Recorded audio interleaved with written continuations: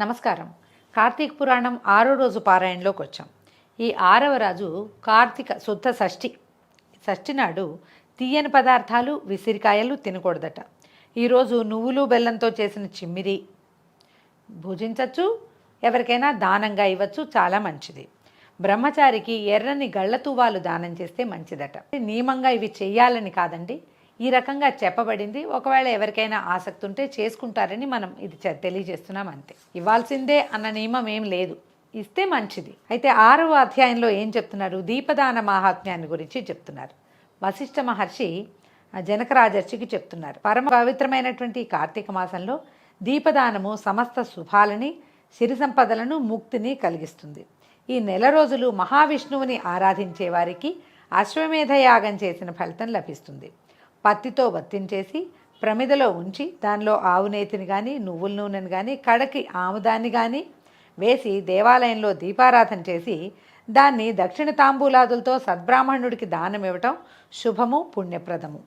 ఈ విధంగా నెల రోజులు చేసి చివరి రోజున ప్రతిరోజు దానమిస్తున్న బ్రాహ్మణునకు గోధుమ పిండితో చేసిన ప్రమిదలో నేతిని వేసి పైడి పత్తితో వత్తిని వెలిగించి దానిని దానం ఇస్తే ఇచ్చిన వారికి సకల సంపదలు, సమస్త ఐశ్వర్యాలు కలగటంతో పాటు మోక్షసిద్ధి కూడా కలుగుతుంది. ఇప్పుడు ప్రత్యేకంగా విష్ణు పూజ అనేది చెప్పబడిందండి. కార్తీకంలో శివ పూజ ఎంత ప్రతీతో విష్ణు పూజ కూడా అంతే ప్రతీతి. పురాణంలో చెప్పబడినట్టుగానే చెప్తాం, కానీ ఇది ఖచ్చితంగా విష్ణువారాధనే చేయవలసిన మాసం అని కాదు. ఎందుకంటే ఈ మాసానికి అధినాయకుడు ఎవరంటే దామోదరుడు. అంటే తన గర్భంలో ప్రపంచాన్ని భరించేటువంటి పరమాత్మ అయిన శ్రీ మహావిష్ణువు ఈ మాసానికి అధిపతి కాబట్టి ఆయన ప్రీత్యర్థము శివారాధన చేయమని చెప్పబడుతుంది. సంకల్పంలో ఆ మాట చెప్తారు. మనం శివారాధన చేసుకుంటూ విష్ణువారాధన కూడా చేస్తే విశేషమైన ఫలితం లభిస్తుంది, అది చెప్తున్నారనమాట.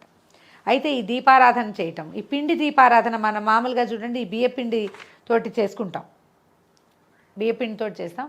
బియ్యపిండితో ప్రతిరోజు దీపారాధన చేయడం కుదరదు. అందుకని మామూలు రోజుల్లో ప్రతిరోజు మనం దేవాలయానికి వెళ్ళి దీపారాధన చేస్తే ఆఖరి రోజున బలిపాడ్యం మన ఇది ఉంటుంది కదా, పోలిపాడ్యం అంటారు, మార్గశిర మాసపు మొదటి రోజు. ఆ రోజునైనా మనం దీపదానం బ్రాహ్మణుడికి చేసుకోవచ్చు. దేవాలయంలో ఉన్న అర్చక స్వామికి చేసినా కూడా ఫలితం లభిస్తుంది. ఈ కాలంలో మనం ఏం చేస్తామంటే వెండి దీపపు కుందు, దాంట్లో బంగారపు ఒత్తి వేసి ఇస్తారు. శక్తి కలిగిన వాళ్ళు ఇవ్వచ్చండి. ఒకవేళ శక్తి లేని వాళ్ళు పిండితోటి, గోధుమ పిండితోటి ఇది ప్రమిదం చేసి అందులో పమిడి పత్తి అంటారు కదా, మంచి పత్తి, ఆ పత్తితోటి ఒత్తి చేసి దక్షిణ తాంబూలాదులతోటి మనం సమర్పించవచ్చు. కలిగినంత దక్షిణతోటి బ్రాహ్మణుడికి దానం ఇస్తే దాన విధి ఆయనే చెప్తారు, దేవాలయంలో ఉన్నాయని, ఫలితం లభిస్తుంది. వెండిదే ఇవ్వాలి, పిండిది ఇవ్వకూడదు అలా లేదండి. పిండి దీపారాధన, దీపం వెలిగే జ్యోతిని దానం చేయటం వల్ల కలిగేటువంటి అత్యద్భుత ప్రయోజనం మనకి లభిస్తుంది. దీని గురించిన ఒక కథ చెప్తున్నారు. ఒక వితంతు ఒక ఆవిడ గురించి చెప్తున్నారట. పూర్వం ద్రవిడ దేశంలో ఒక వితంతు ఉండేది. భర్త కొంచెం చిన్నతనంలోనే గతించాడు, సంతానం లేదు, ఆమె ఒక్కతే ఉండేది. ఆమెకి అయిన వాళ్ళంటూ ఎవరు లేని కారణంగా ఆమె ఇతరుల ఇళ్లలో దాసి పనులు చేస్తూ వాళ్ళు పెట్టింది తింటూ వారిచ్చిన సొమ్ముని దాచుకుంటూ కాలం గడిపేది. వంట చేసుకోవటం అనేదే తెలియదు ఆవిడికి. ఎవరింట్లోనే పనిచేసేది, వాళ్ళ ఇంట్లోనే భోజనం చేసేసేది. అయితే డబ్బు ఖర్చు పెట్టడం కూడా తెలియదు. అవసరం ఏముంది, భోజనానికి మించిన ఖర్చు ఏం లేదు కదా. ఎవరింటికైనా వెళ్తుంటే వాళ్ళు ఏవో పాత బట్ట ఉన్నదో మనదో ఇస్తారు, ఆ బట్ట కట్టుకుంటూ ఆ అన్నం తింటూ అట్లాగే కాలక్షేపం చేసి వారి దగ్గర తీసుకున్న ధనాన్ని ఏ రకంగానూ ఖర్చు పెట్టకుండా దాచిపెట్టుకునేదట. అయితే ఎవరు ఏమీ పెట్టకపోతే పస్తుండేది, కానీ వంట మాత్రం చేసేది కాదు. ఈ డబ్బులు ఖర్చు పెట్టుకోవడం, వస్తువులు కొనుక్కోవటం కానీ, ఇది కొనుక్కుని తినడమో కానీ చేసేది కాదు. పూచిక పుల్ల కూడా ఖర్చు పెట్టేది కాదు. దేనికో ఆ డబ్బు ఎందుకో ఆమె కూడా తెలీదు, దాచిపెట్టేది. చాలామందికి ఎందుకు దాచిపెడుతున్నామో తెలియకుండా దాచిపెడతారు. ఆ గుణం ఉన్న వాళ్ళ కోసమేనమాట ఈ కథ.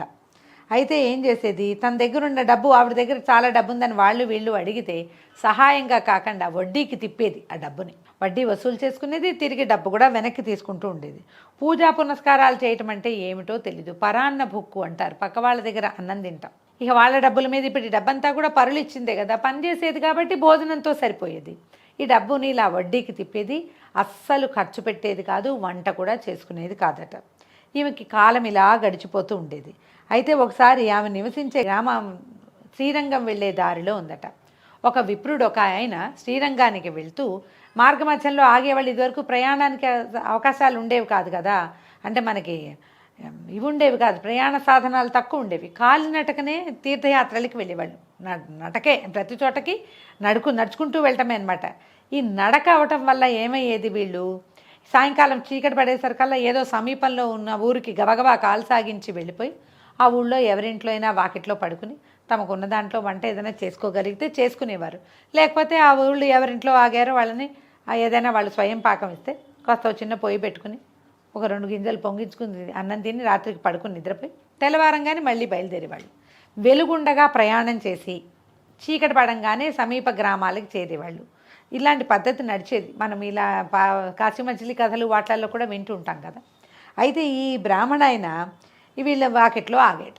ఆవిడేం సహాయం చేయలేదు, కానీ ఉండనిచ్చింది, వాకిట్లో ఉండనిచ్చింది. ఈయన ఏం చేశాడు, అక్కడెక్కడి నుంచో 2-3 రాళ్ళు సంపాదించుకుని, మా ఇంట్లో పొయ్యి కూడా లేదండి నేను వెలిగించుకొని అంటే ఈయనే నిప్పు చేసుకుని కొంచెం అన్నం వండుకుని తిన్నాడు.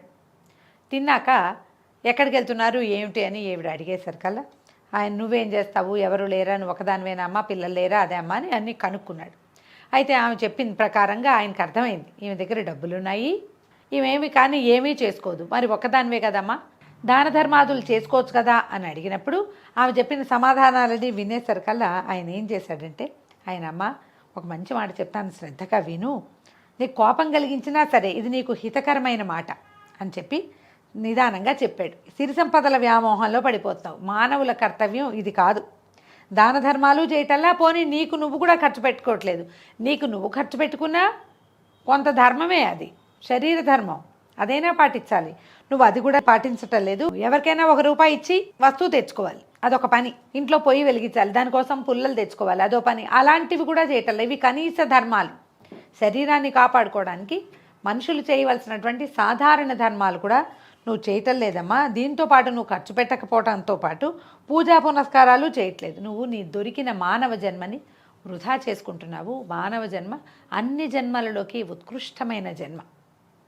మిగిలిన ఏ జీవితాల్లోనూ కూడా, అంటే ఏ ప్రాణికోటికిను పుణ్యాన్ని ఆర్జించుకునేందుకు, ధర్మాన్ని ఆచరించేందుకు, భగవదారాధన చేసేందుకు, ముక్తిని సంపాదించుకునేందుకు ఏ అవకాశము ఉండదు.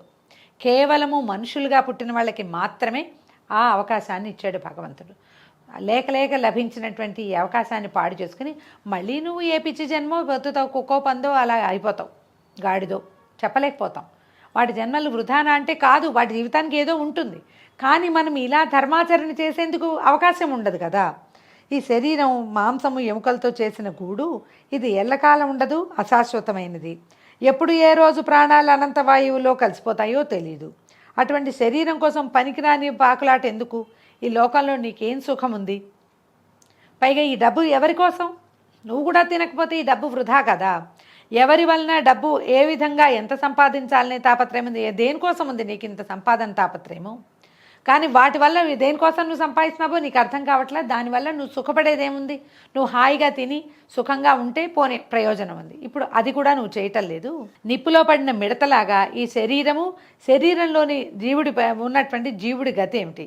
ఈ శరీరంతో చేసినటువంటి నానా రకాల ఫలితాల పనుల వల్ల వచ్చేటువంటి రకరకాల ఫలితాలుగా అనేక జన్మల్ని ఎత్తటము, ప్రతి జన్మలోనూ జీవిత పోరాటము. జీవికి అదే నా లక్ష్యం. మనం ఏదో రకరకాల కర్మలు చేస్తాం, సహాయం చేస్తాము, చేయము, చెడు చేస్తాము, ఏదో చేస్తాం, ఇతరులను నిందిస్తాము, అన్నాన్ని నిందిస్తాము, దైవారాధన చేయము, నిత్య నైమిత్తిక కర్మలు ఏది ఆచరించాలో అది మనం ఆచరించము. వాటి వల్ల లభించినటువంటి ఈ శరీరం వల్ల జరిగిన ఇవన్నీ, వాటి వల్ల లభించినటువంటి రకరకాల పాపాలతోటి మనం మళ్ళీ పుడతాం. మళ్ళీ మనుషులుగానే పుడతాము, జంతుజాలాలుగా పుడతాము, ఎలా పుడతామో తెలియదు. పోని కర్మలు, ఇతరుల నుంచి డబ్బులు తీసుకున్నాము, ఏదో వెనక్కి తిరిగి ఇవ్వలేదు, వాళ్ళ దగ్గర పని చేయించుకున్నాం, వాళ్ళకి రుణపడిపోతాం, కొంతమంది దగ్గర సహాయం పొంది వాళ్ళని నానా మాటలో దుర్భాషలాడతాం. ఇవన్నీ రుణాలు, బాకీలు. చిన్నది తీసుకున్నా రుణమే, దానికోసం మళ్ళీ పుట్టాల్సి వస్తుంది. పోని మన మీదన దాన ధర్మాది క్రియలు, యజ్ఞయాగాది క్రతువులు, పూజా పునస్కారాది నిత్యనైమిత్తిక కర్మలు ఏవైనా చేస్తే ఈ రుణాల్లో కొన్ని తీరిపోతూ ఉంటాయి. మనం అవి చేయము, అలాంటివి కూడా చేయకపోతే మనం ఎట్లా బతుకుతాము? సరే, దీని గురించి చెప్తూ ఏం చెప్పాడంటే, జీవికి ఇది లక్ష్యం కాదమ్మా, అజ్ఞానం అనే చిమ్మ చీకట్లో పడి జీవితాన్ని నిష్ప్రయోజనం చేసుకుంటున్నావు. కూడబెట్టిన సొమ్ముతో దాన ధర్మాలు చేసేయి. నువ్వు ఒక్కదానివి, నీకేం వెనకాల ఎవరు లేరు. ఈ డబ్బులు కూడా పెడితే నీ మరణానంతరం ఎవరో ఎక్కడో పాతి పెడతావు, ఎవడో తింటాడు. అది ఎవరో కూడా నీకు తెలియదు. ఈ డబ్బుని దానం ధర్మం చేసుకో, దానం చెయ్యి. దానివల్ల నీకు పుణ్యకే లభిస్తుంది. చివరి నీ వరకు నువ్వు అనుభవించు, హాయిగా తిను, వంట చేసుకో ఇంట్లో సొంతంగా. ఈ ఆహారం లభించని రోజున పస్తు పడుకుని ఆత్మారాముని అలోలక్షణ అనిపించద్దు.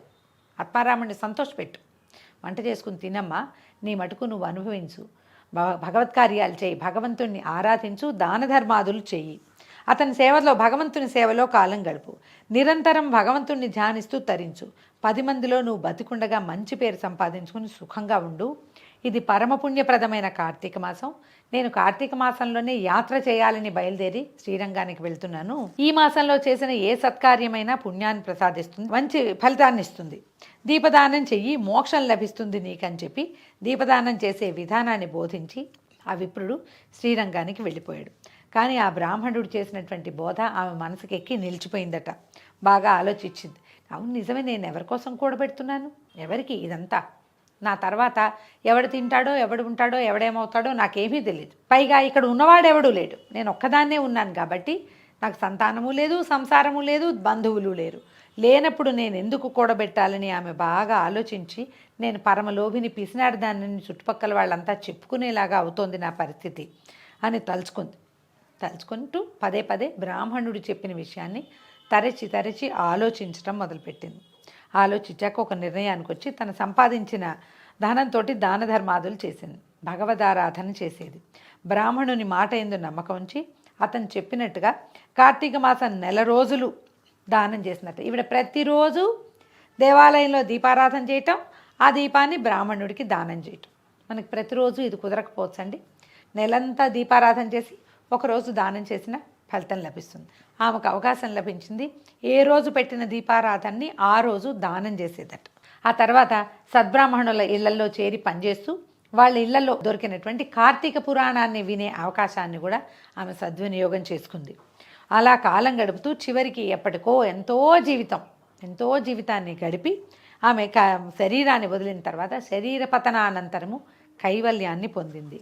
లోభగుణం అంటే పిసినార్తనం, ఇతరులకి ఇవ్వకుండా తను తినకుండా దాచుకోవటం. ఇతరులకి ఇవ్వకుండా తను తిన్నా తప్పేనండి. ఇతరులకి ఇవ్వడం అనేది మెయిన్ పాయింట్ ఇక్కడ. ఇవ్వడము, తినకపోవటము, ఇది ఈ లోపగుణం నరకానికి దారి చూపిస్తుంది.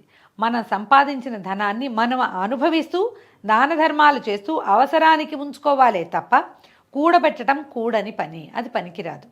అలా చేస్తే చివరికి రాజుల పాలవటమో దొంగలెత్తుకుపోవటమో జరుగుతుంది. రాజుల పాలవటం అంటే పూర్వం అటండి ఆస్తులు ఉన్నవాళ్ళు, ఏదైనా కూడబెట్టిన వాళ్ళు, ప్రపంచానికి తెలిసేలాగా కూడబెట్టుకున్న వాళ్ళు మరణిస్తే వాళ్ళకి వారసులు ఎవరు లేకపోతే ఆస్తుల్ని గవర్నమెంట్ జప్తు చేసేది, కోశాగారంలో కలిపేసేవాళ్ళు. ఇప్పటికి కూడా మనకు అలాగే ఉన్నట్టుంది. ఎవరు వదిలిపెట్టిన ఆస్తుల్ని ప్రభుత్వ ఆస్తుల్లో కలిపేస్తారు. ఆ కాలంలో రాజుల పాలైపోయేది. తర్వాత ఇంకేమవుతుంది, ఎవరైనా ఈవిడ ఎక్కడైనా భూమిలో పాతి పెట్టింది అనుకోండి, ఎవడికో దొరుకుతుంది. లేదా ఈవిడ దగ్గర డబ్బు ఉందని తెలిస్తే, మన దగ్గర డబ్బు ఉందని తెలిస్తే ఎవరో దొంగతనం చేస్తారు. ఇది మనం వాడుకున్నది కాదు, ఈ లోకంలోకి వాడుకున్నది కాదు. దానం చేయకపోవడం వల్ల అది పరానికి కూడా మనకి ఏ సహాయము చేయదు, ఎవరినో బాగు చేయటం అవుతుంది. కాబట్టి పిసినారితనానికి స్వస్తి చెప్పమని చెప్తోంది పురాణం. అలా కాక సంపాదించిన దాన్ని సద్వినియోగం చేసుకోవాలని మనం అనుభవించాలి, దానం చేయాలి, ఏదైనా ధర్మకార్యాలు చేయాలి. భగవత్ సేవ కూడా చేస్తేనే డబ్బుకి సరైన ప్రయోజనం లభిస్తుందని చెప్తారు. ఈ వితంతు కథ మనకు తెలియజేస్తుంది. దానం భోగో నాశ త్రిశ్రహగతయో భవంతి విత్తస్య. నీతి శ్లోకం ఒకటి ఉంది. మనం దానం చేసామా మంచిది, భోగం అనుభవించామా అది ఇంకా అద్భుతంగా ఉంటుంది, మంచిదే, అది మంచిదే. కానీ మూడోది నాశం ఉంది, ఎందుకు పనికిరాదు డబ్బు. అలాంటి గతి మన డబ్బుకి పట్టించద్దు. మన ధనాన్ని మనం అనుభవిస్తూ దాన ధర్మాది క్రియాక్రతువులు చేస్తూ భగవదారాధన చేస్తే ధనాన్ని సంపాదించిన పూర్తి స్థాయి ఫలితం మనకి లభిస్తుందని ఈ 6వ రోజు అధ్యాయం మనకి తెలియజేస్తుంది. మరో అధ్యాయంతో 7వ అధ్యాయంతో రేపు ఉదయం మళ్ళీ కలుసుకుందాం. నమస్కారం.